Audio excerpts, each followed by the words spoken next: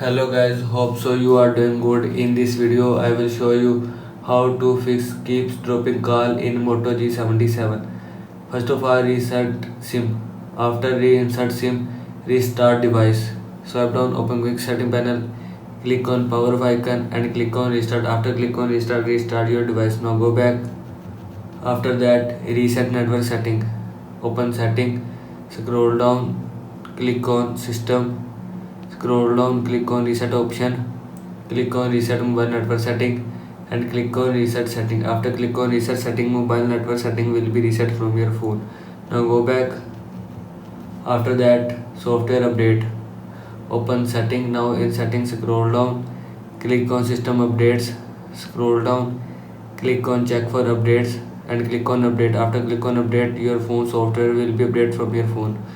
This is how you can fix keeps dropping calls in Moto G77. I hope you like this video and thanks for watching this video.